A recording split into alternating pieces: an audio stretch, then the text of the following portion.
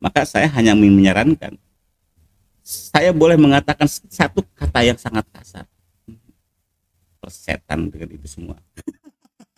Kalau semua pendidik, pengajar atau guru di sekolah berkutat dengan sistem, dengan aplikasi, maka di sana menunjukkan ketidakmerdekaan mereka dan mereka terjajah dengan sistem yang ada. Waktu saya 24 hours, 24 jam, saya siap menerima keluhan.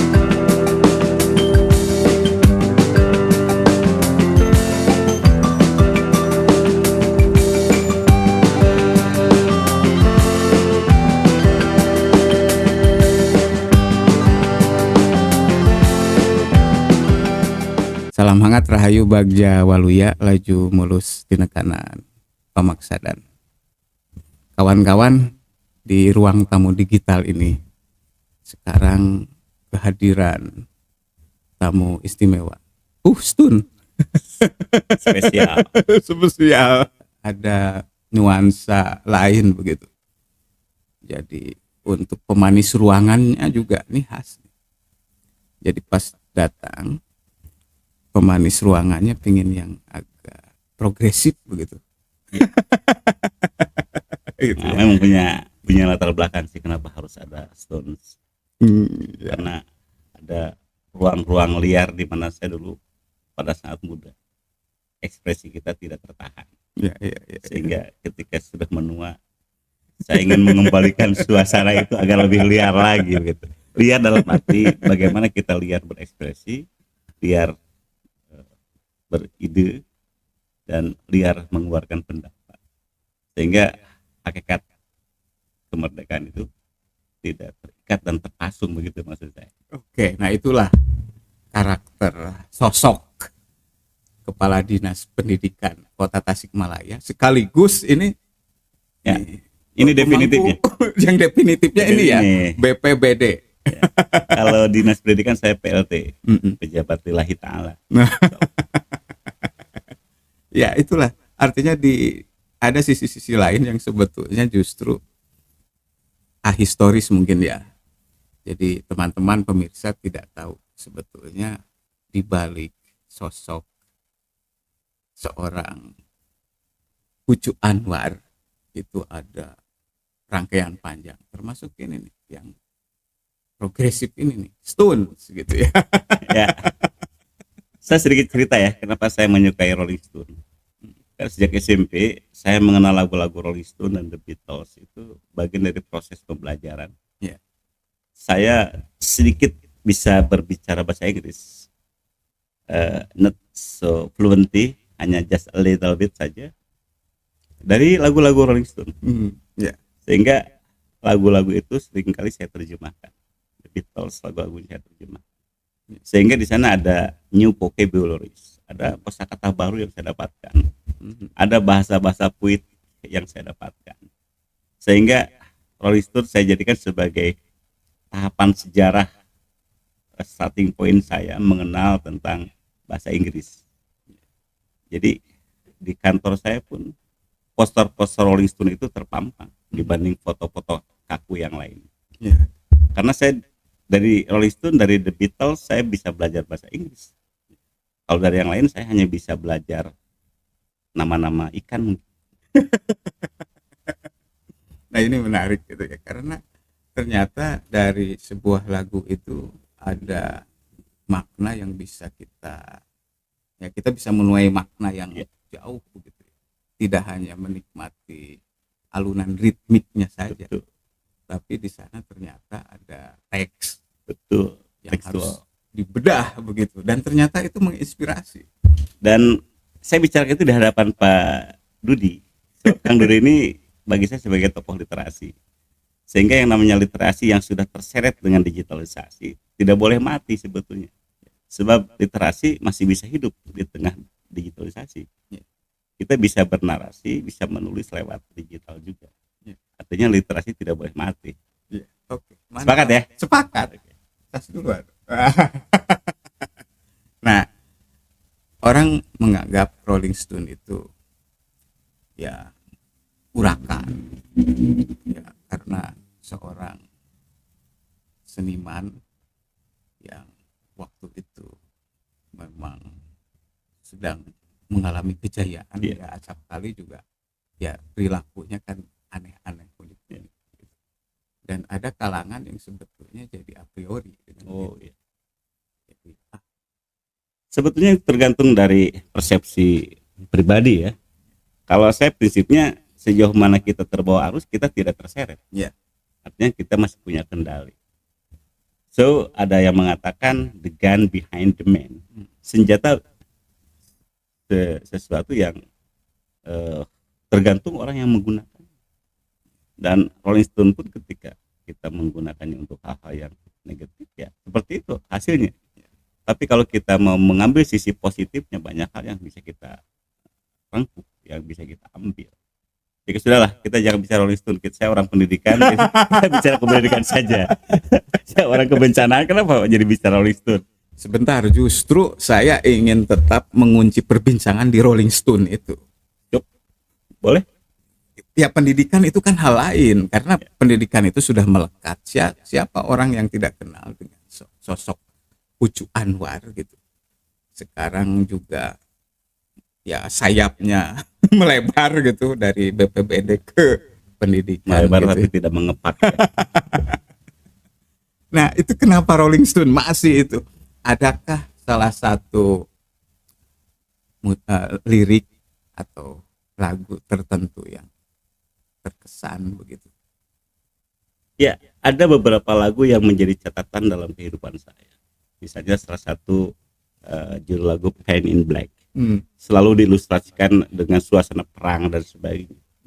Padahal di kedalaman akhirnya saya mendapatkan satu kalimat yang memberikan sebuah nasihat advice pada kita bahwa mari kita bersihkan hati kita, not paint in black, jangan dilukis dengan kegelapan, tapi jadikan sebagai suasana ke baby newborn, bayi yang dilahirkan kembali, sehingga kebersihan nurani ini akan menjadi sebuah starting point kita di kehidupan yang akan datang.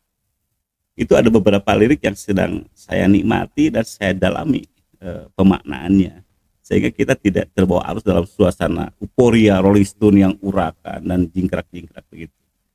Yang kedua ada lagu Lady Jane. Di sana ada pemujaan terhadap seorang wanita. Jadi kita melihat konotasinya bukan wanita sebagai dalam pandangan fisik syahwat ya, bukan.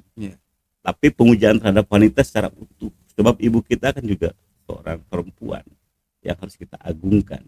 Sehingga stop berbuat lain selain memuja seorang wanita yang begitu agung.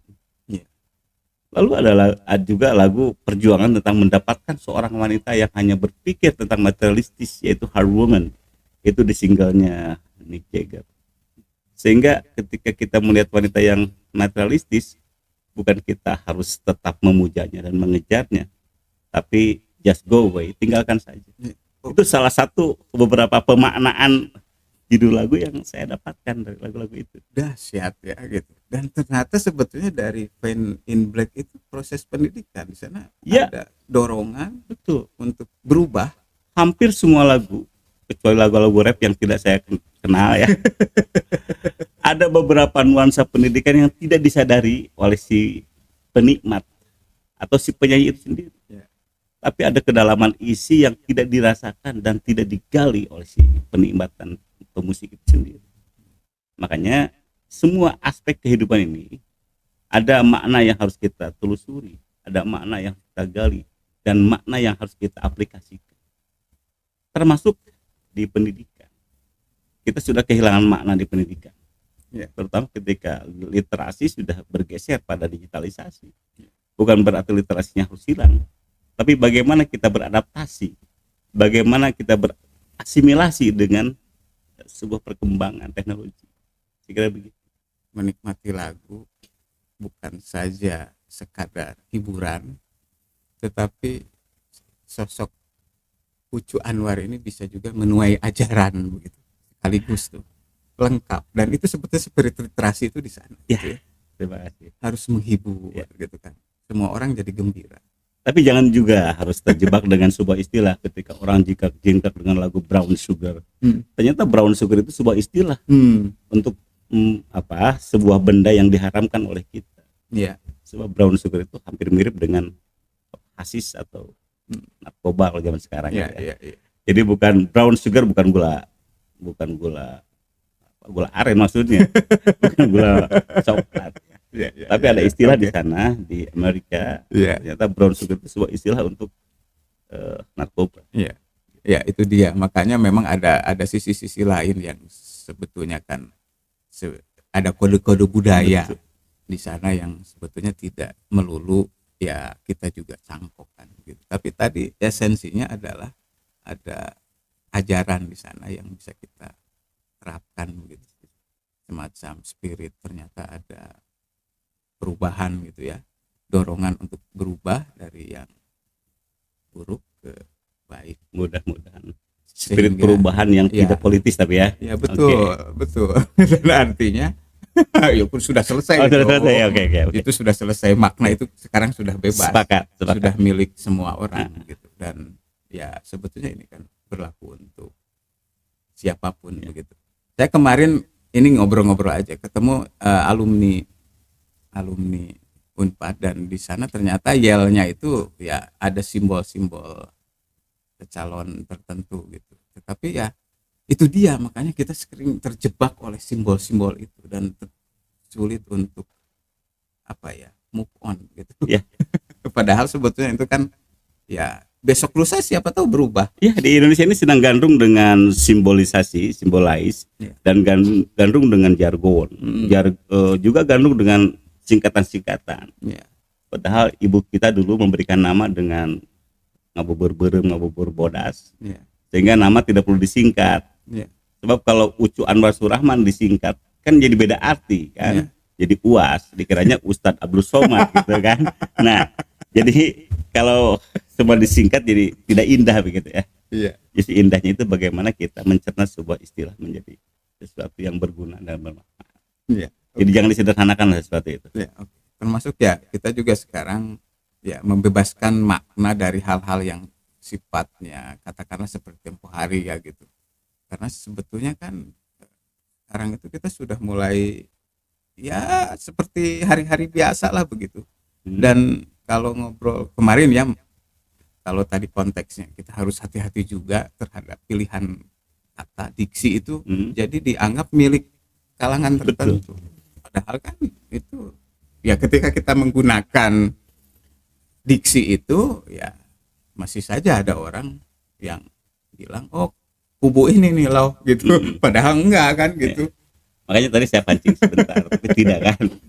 Ya, masanya kita juga harus netral. Sebab siapa PNS, ASN harus bisa bijak dalam mencermati perkembangan politik yang sudah semakin hangat ini.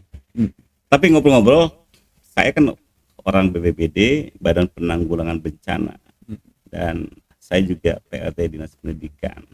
Yang saya tahu Pak Dudi ini adalah seorang jurnalis, seorang yang paham tentang semiotik, tentang kebahasaan. Maka saya juga ingin mengetahui sejauh mana Pak Dudi mengenal tentang kurikulum yang sekarang lagi digandrungi oleh pemerintah bukan oleh para guru, dengan istilah PMM nih, platform Merdeka Mengajar. Saya kira saya perlu mendapatkan masukan nih. Sepakat nggak nih Kang Dudi dengan platform Merdeka Mengajar? Jangan sampai mereka mengajar tapi terpenjara dalam bersikap begitu. Sebentar teman-teman, kanal ini unik. Jadi kanal ini sekarang langsung diambil alih nih. Yang jadi hostnya sekarang Pak Ucu nih ya. Karena memang ini kan spiritnya ruang tamu. Jadi ruang tamu itu perbincangan yang mengalir dan hostnya ya nggak ada host. Kita sebetulnya ngobrol mengalir saja seperti ini. Ya kalau Pak Dudi sebagai host, Pak Dudi punya kewajiban untuk menyediakan saya ya setuguh begitu. Karena saya tetamunya begitu. Iya, tapi saya juga ingin mendapatkan gambaran yang real tapi konstruktif ke depannya untuk kemajuan pendidikan ke depan. Ya, saya mencoba menuai fragmen perbincangan dari seorang guru. Ada guru yang curhat begitu. Ya, ada yang guru yang Hmm. curhat. Ya di antaranya itu. Jadi keseharian ini habis gitu, waktu terkuras oleh ya tuntutan itu ya.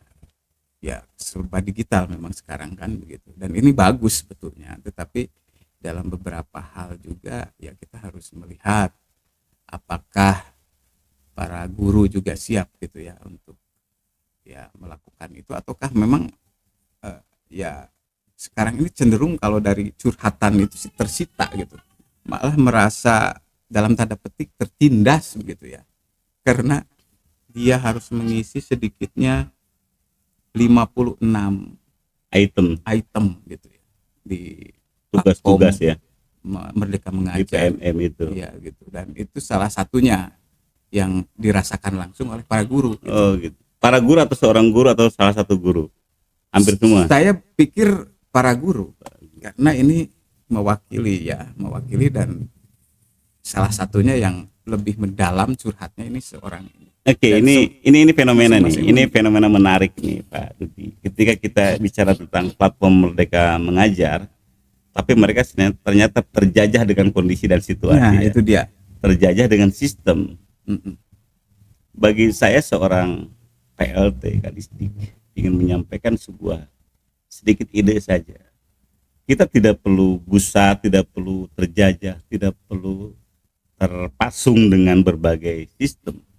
Karena sistem itu dibentuk dan dibuat oleh para petinggi di sana, mungkin dengan motif. Maka ketika motif kita memenjarakan kita, ya sudah, kita bebaskan diri kita, jangan Iya, terpenjara. Iya, iya. Artinya begini, kalau semua pendidik, pengajar atau guru di sekolah berkutat dengan sistem, dengan aplikasi, maka di sana menunjukkan ketidakmerdekaan mereka dan Ya. mereka terjajah dengan sistem yang ada. Iya. Maka saya hanya menyarankan, saya boleh mengatakan satu kata yang sangat kasar, persetan dengan itu semua. Sebab kehadiran yang ingin saya hadirkan dalam perbincangan ini, bagaimana siswa, para pendidik ini mendapati kehadiran seorang guru di tengah mereka. Iya. Sebab ruang kelas itu butuh kehadiran seorang figur guru yang harus digugu dan ditiru, yang akan memberikan ruang-ruang kasih sayang, Iya. ruang-ruang kesantunan, Iya. ruang-ruang kesalehan bagi para siswanya. Ketika mereka ditinggalkan dan para gurunya berkutat dengan laptop, dengan komputer, maka kasih sayang, kesantunan, kesalehan tidak akan hadir di ruang kelas. Ya artinya kita semakin jauh dari Adigum Tuturi Handayani. Iya. Di mana mereka menyertai, di mana mereka mendorong, di mana mereka menuntut, kan tidak ada. Iya. Ketika ruang kelasnya kosong karena gurunya berkutat dengan PMM. Itu yang saya maksudkan kata persetan tadi. Karena apa? Saya lebih mencintai perubahan sikap dan perilaku seorang peserta didik Iya. dibanding kecerdasan. Iya. Sebab iblis itu lebih cerdas dari kita. Iya. Ini kan kita sedang mengajarkan manusia yang tidak hanya butuh tentang kecerdasan, tapi yang dibutuhkan adalah kesalehan. Dalam bahasa kerennya attitude. Iya. Saya kira begitu. Oke, sip, clear. Saya juga sepakat sebetulnya. Dan ya, tapi ya mau tidak mau itu kan harus ditempuh juga. Para guru juga masih terjebak sebetulnya pada faktanya. Tapi kalau dari ajakan ini tampaknya ini menggembirakan nih gitu ya. Jadi ayo kita kembali, karena jangan salah, kita itu sempat terputus tuh era pandemi itu. Anak kelas 1 masuk, kelas 2, kelas 3 sedikitnya 2 tahun atau 3 tahun itu lumpuh tuh. Makanya di forum ini saya sebetulnya hanya ingin memancing para penikmat berbincang kita ini aja. Saya ingin mengajak mereka bertengkar. Saya ingin mengajak mereka bertarung, bertengkar ide, bertarung gagasan. Sehingga bagi saya ketika pertarungan dalam perdebatan ini adalah teman berpikir bagi saya. Itu yang saya maksudkan. Jadi ketika mereka hanya terkungkung dalam batok yang namanya PMM, maka sejatinya mereka adalah orang yang merdeka tapi terpenjara hati pikirannya. Begitu kan? Oke, sip, saya sepakat. Mending kalau tidak ini mending bukan diabaikan ya, fokus saja ke ini ya, ke bagaimana proses belajar mengajar berlangsung secara normal, alamiah. gitu. Tanpa harus ya kita merasa terbebani oleh Ya, PMM ini. apalagi sekarang sudah ada implik-implik, ada embel-embel Iya. bahwa nanti kepala sekolah, nanti para pengawas sekolah harus berbasiskan guru penggerak.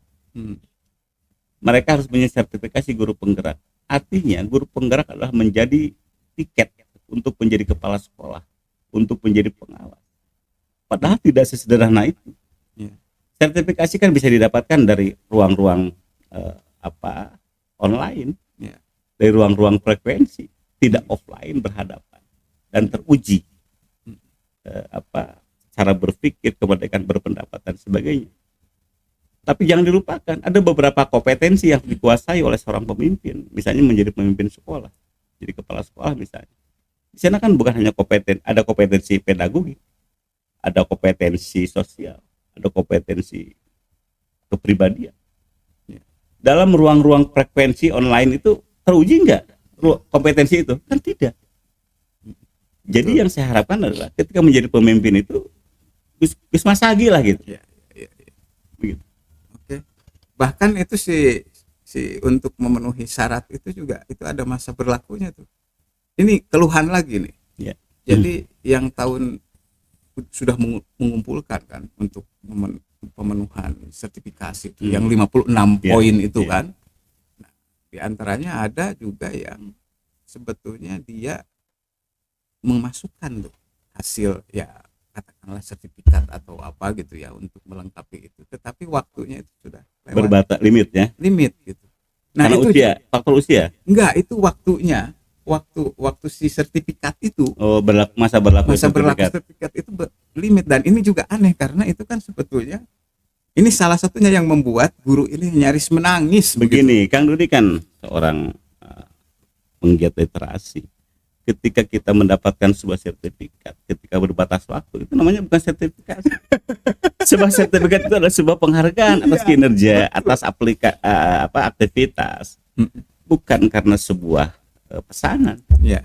Jadi kalau pesanan bolehlah ada limitasinya. Ya. Tapi kalau sertifikasi kan berbasis kemampuan, dan itu tidak boleh berbatas waktu, karena berhubungan dengan kemampuan dan kapasitas seseorang. Iya, nah itu dia. Faktanya itu begitu terjadi. Saya nggak tahu malah itu. Ya, punya limitasi. Punya limit. Jadi kalau gitu. Yang tahun kemarin itu nggak diterima tuh. Nah ini mentok. Perlunya saya belajar dari Kang Dudi. Kang Dudi lebih tahu banyak tentang pendidikan dibanding saya nih. Jadi yang lebih cocok jadi PLT Kadis Pendidikan sebenarnya Kang Dudi ini. Saya kurang pemahaman tentang itu. Tapi banyak lah. yang mentok tuh. Artinya salah satunya. Nah ini seorang guru ini ya curhat dan nyaris menangis itu ketika ya dia ya si sertifikat yang dia ajukan itu ternyata sudah kadaluarsa. Jadi ada istilah kadaluarsa sertifikat itu. Dan kalau menurut saya ini juga agak aneh gitu. Jadi kalau curhat ke Kang Dudi, ternyata si guru itu tidak merdeka juga ya. Karena curhatnya di luar gitu. Ya itu dia. Ekstra parlementer kalau di politik. Betul. Jadi sebetulnya kalau ada guru yang kurang puas dengan pelayanan tentang kependidikan, tentang administrasi pendidikan atau apapun tentang pendidikan, silakan. Waktu saya 24 hours, 24 jam, saya siap menerima keluhan. Jangankan keluhan, cacian makian pun saya siap terima. Karena bagi saya itu adalah energi terbarukan agar saya lebih banyak berpikir. Saya adalah gelas kosong yang membutuhkan kucuran-kucuran informasi, pengetahuan. Dan sekarang saya menjadi gelas kosong yang harus diisi pengetahuan oleh Kang Dudi di sini. Dan ini kembali ke lagu Rolling Stone tadi. Rolling Stone. Pen in Black gitu. Dari istilahnya pen itu kan lukisan, sebab ada T-nya, pen in black, lukisan dengan warna kelam, warna hitam. Mari saling introspeksi, saling membersihkan diri kita masing-masing. Kalau kita sudah bersih, mari kita ajak, mari kita viruskan kebaikan yang kita punya, agar virus kebaikan ini menyebar kemana-mana. Jadi saya di dinas pendidikan bukan siapa-siapa, tapi saya adalah orang yang ingin dimanfaatkan dan bermanfaat bagi orang banyak. Jadi ketika bicara tentang pen in black, lukisan yang sangat menghitam dalam hati seseorang. Mari kita saling bersihkan. Oke. Gitu ya. Closing yang indah. Salam hangat, rahayu, bagja, waluya, laju mulus, tina kanan, pamaksadan.